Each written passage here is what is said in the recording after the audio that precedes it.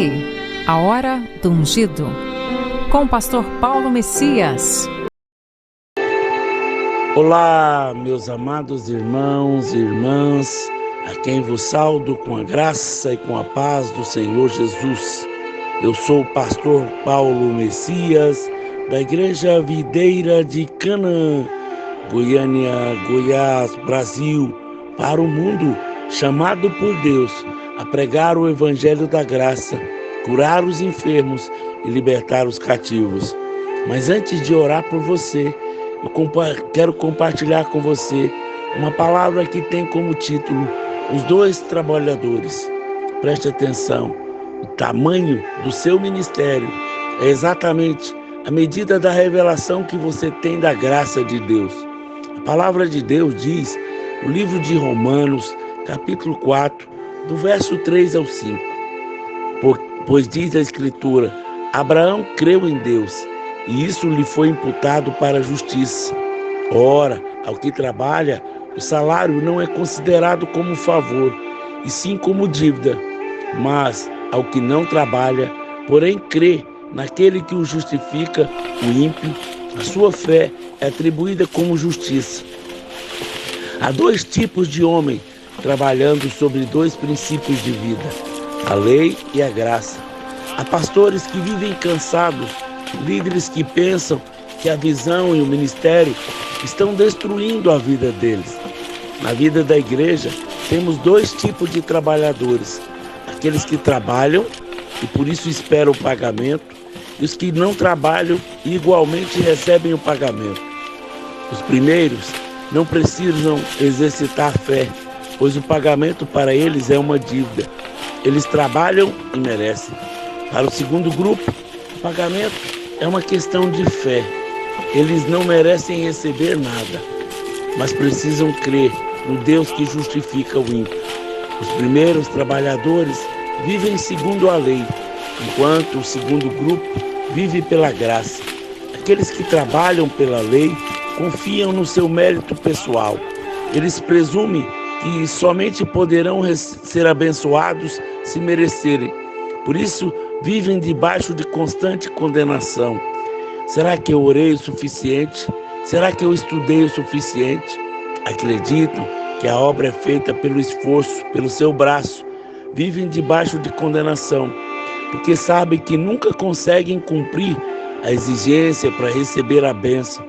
Quando julgam ter cumprido as condições, sentem-se bem, mas isso é passageiro, porque logo começam a sentir novamente condenação.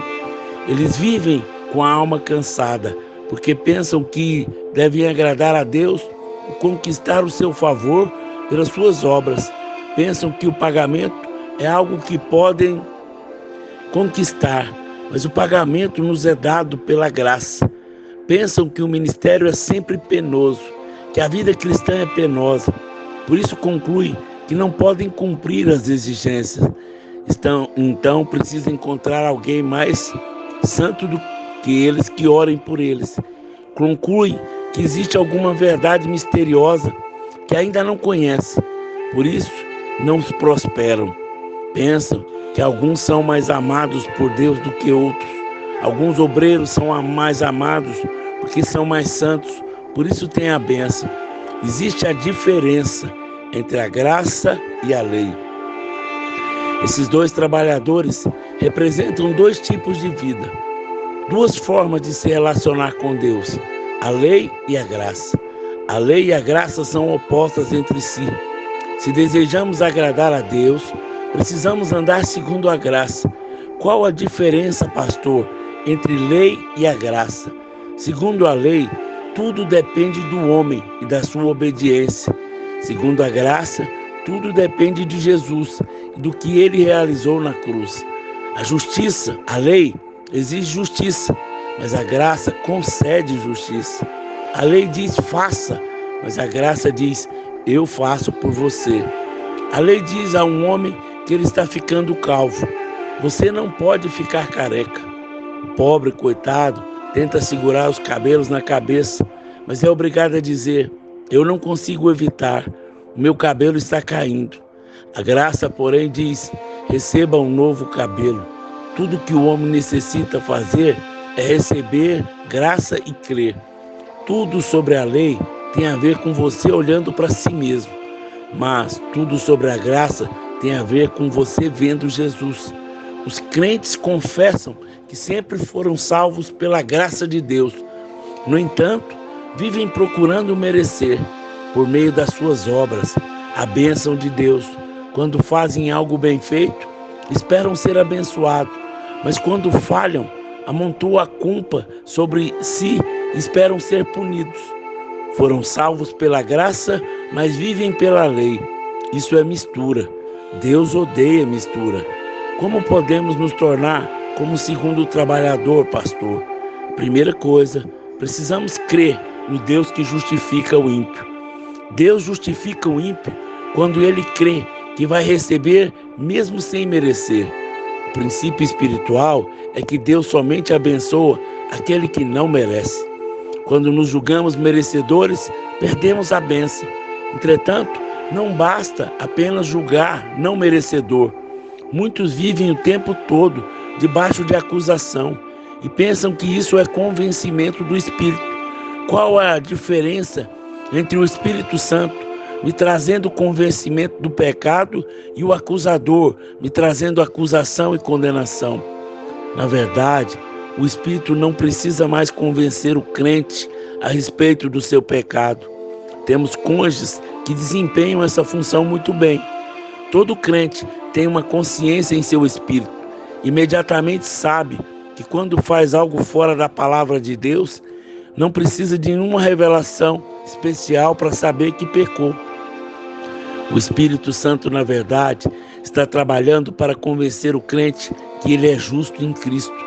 Mesmo quando você falha, ele está sempre presente, lembrando você de que você é purificado do sangue do Cordeiro. O que realmente precisamos é que o Espírito Santo nos dê revelação de que Cristo é a nossa justiça. Quando falhamos, precisamos ser lembrados de que ainda somos justiça de Deus em Cristo, para crer que Deus ainda nos vê como justo, mesmo quando erramos. É preciso de uma grande revelação do Espírito Santo.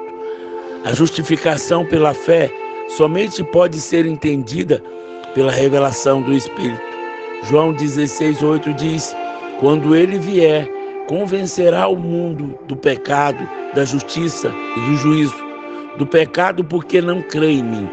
Ele veio para convencer o mundo, e mesmo assim, e não convencê-lo de cada pecado no plural, mas do pecado no singular. O pecado é a descrença na obra de Cristo. Esse versículo se refere aos incrédulos, mas no verso seguinte, completamente, quando o Senhor diz aos seus discípulos: da justiça, porque vou para o Pai e não os verei mais. Observe que aqui ele está falando com discípulos. Por que precisamos ser convencidos da justiça? Simplesmente porque pensamos que somos justos quando fazemos coisas erradas. Mas o ser justo permanece ser justo diante de Deus por sustentar uma fé correta no sangue de Jesus. O Espírito Santo é o ajudador. Ele foi enviado para ajudá-lo e não para importuná-lo. Ele não é um sujeito implicante que veio para atormentá-lo o tempo todo. Nós precisamos de uma grande fé para receber sem trabalhar. O tamanho do seu ministério é exatamente a medida da revelação que você tem da graça de Deus. Se você tem apenas o que merece, o seu ministério é pequeno. Veja o exemplo do centurião romano e da mulher cananeia. Jesus disse que eles tinham uma grande fé. O que eles tinham em comum? Ambos eram gentios, não mereciam a bênção, mas creram que os mesmos receberiam. Mateus 8, do verso 5 ao 10, do verso 15 ao 21 ao 28. Tendo Jesus entrado em Cafarnaum, apresentou-lhes o centurião, implorando: Senhor, o meu criado jaz em casa de cama, paralítico, sofrendo horrivelmente. Jesus disse: eu irei curá-lo. Mas o centurião respondeu: Senhor, eu não sou digno que entreis em minha casa, mas manda apenas uma palavra e o meu rapaz será curado. Pois também sou homem sujeito à autoridade, tenho soldado às minhas ordens, e digo a este, vai, e ele vai, e a outro, vem, e ele vem, e ao meu servo, faz isto, e ele faz. Ouvindo isso, admirou-se Jesus e disse aos que seguiam, em verdade vos afirmo que nem em Israel achei fé como essa. Podemos pensar que o Senhor Jesus elogiou aquele homem porque ele entendia de autoridade. Ele percebeu que Jesus tinha autoridade sobre a enfermidade. Mas esta certamente não é a razão, porque o Senhor disse que a mulher sírio-fenícia também tinha grande fé. Ele não falou nada de autoridade. Lá em Mateus capítulo 15, do verso 21 ao 28. Partindo Jesus, retirou-se para os lados de Tiro e Sidom. E eis que uma mulher cananeia, que viera daquelas regiões, clamava, Senhor, filho de Davi, tem compaixão de mim. Minha filha está horrivelmente endemoniada. Ele, porém, nada lhe respondeu em palavra. E os discípulos aproximaram, rogaram-lhe, despede-a, pois vem clamando atrás de nós. Mas Jesus respondeu, não fui enviado, senão a ovelhas perdidas para a casa de Israel. Ela, porém, veio e o adorou, dizendo, Senhor, socorre-me. Então ele respondeu e disse, não é bom tomar o pão dos filhos e lançá-lo aos cachorrinhos. Ela, contudo, replicou, sim, Senhor. Porém, os cachorrinhos comem das migalhas que caem das mesas dos seus donos. Então lhes disse Jesus, ó mulher, grande é a tua fé, faça contigo como tu queres. E desde aquele momento, a sua filha ficou sã. O que essas duas pessoas tinham em comum? Ambas eram gentios. Um era romano, outra era cananeia. Em outras palavras, eles estavam fora da aliança de Deus com Israel. Não tinham direito a receber coisa alguma, mas se achegaram ao Senhor somente confiados na graça. Ninguém pode ter fé se anda na lei.